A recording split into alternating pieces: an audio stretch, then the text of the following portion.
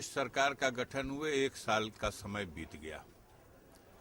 Media के लोग अपने ढंग से इसकी समीक्षा कर रहे हैं और समाजवादी पार्टी की लीडरशिप अपने 1 साल की उपलब्धियों को गिना रही है।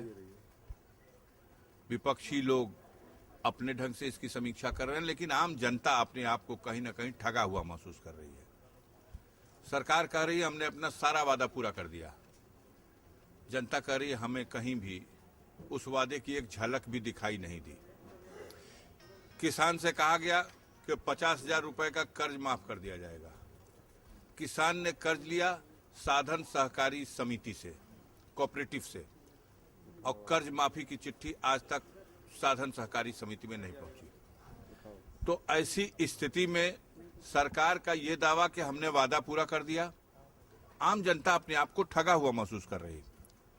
इस 1 साल के पीरियड में कई बार सरकार के कामकाज की समीक्षा, सरकार के मुखिया के कार्य के तरीके को जो उनके गॉडफादर हैं उनके माध्यम से भी की गई। 100 में 100 नंबर दिया गया। लेकिन अब समय आ गया है वार्षिक परीक्षा का। 1 साल पूरा हो गया, जनता बेचैन है, हर तरफ अराजकता है, कानून व्यवस्था ध्वस्त हो चुकी है। जहां उपद्रव करने वाले चाहें, वो चाहे नोएडा ही क्यों न हो, सैकड़ों गाड़ियां जला देते हैं, घर जला देते हैं, दुकानें लूट लेते हैं, बेगुनाहों को मार देते हैं। अभी जो कुछ हुआ कुंडा में, एक प्रधान की हत्या, प्रतिक्रिया में आरोपियों के घर पर और प्रधान के घर वालों के बीच आमने सामने होकर मुकाबला, कानून व्यवस्था को चुनौती और कानून व्यवस्था स्थापित करने का फर्ज लेकर के वहां एक सीओ को पहुंचना और उसके साथ जो कुछ घटना घटी, ये आज सारा देश चिंतित है। मेरा देखना यह है कि किसी ज़ियाउल हक को नहीं मारा गया। मेरा यह भी मानना है किसी सीओ की नहीं हत्या की गई। ऐसा लगता है कि उत्तर प्रदेश की सरकार की जो कानून व्यवस्था के दावे की खोखली पोल थी, उसको मारा गया, उसको सड़क पे घसीटा गया और उन दंगाइयों के द्वारा यह सिद्ध किया गया कि हमें कोई खौफ नहीं है। और ऐसी स्थिति में जनता बहुत चिंतित है। आने वाले दिनों में लोकसभा का चुनाव होने वाला है। भारतीय समाज पार्टी कौमी एकता दल के लोग इस अधिवेशन के माध्यम से दोनों पार्टियों के प्रदेश कार्यकारिणी, राष्ट्रीय कार्यकारिणी, मंडल के प्रभारी, जिलों के प्रभारी, ये सारे लोग इस सम्मेलन में इकट्ठा हुए हैं अगली लड़ाई की तैयारी के लिए। अभी भाटपा रानी विधानसभा क्षेत्र में एक सीट के लिए चुनाव हुआ। उस चुनाव में जो जनता ने रिजल्ट दिया है, समाजवादी पार्टी की सीट थी, समाजवादी पार्टी ने वो सीट जीत ली। भारतीय जनता पार्टी 5,000 वोट पाके जमानत गंवा बैठी, कांग्रेस पार्टी 10,000 पाके जमानत गंवा बैठी और बहुजन समाज पार्टी के खाते में मात्र 24,000 वोट।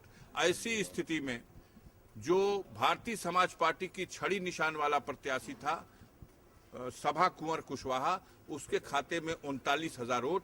यह इस बात का सबूत है कि कहीं न कहीं छोटे छोटे दल अगर एकजुट होकर के फाइट करने आएंगे तो जनता के बीच में उनके प्रति विश्वास बढ़ेगा।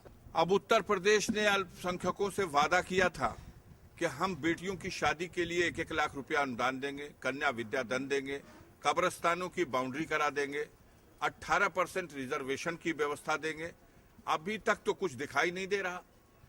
ये रिजर्वेशन में 18% तो दे ही नहीं सकते, ये कोरी बकवास है। हम लोग ये मान के चल रहे थे इन सरकार के पास जो अपने संसाधन हैं, कम से कम उसी संसाधन से अभी जो नौकरियों की भर्ती होने वाली है, उन पदों पर अगर उत्तर प्रदेश की सरकार अपनी ही नीति बना ले कि 18% माइनॉरिटी के लोगों को भी हम उन कुर्सियों पर चुनेंगे तो भी बड़ा कल्याण हो जाए। लेकिन होना तो कुछ नहीं है।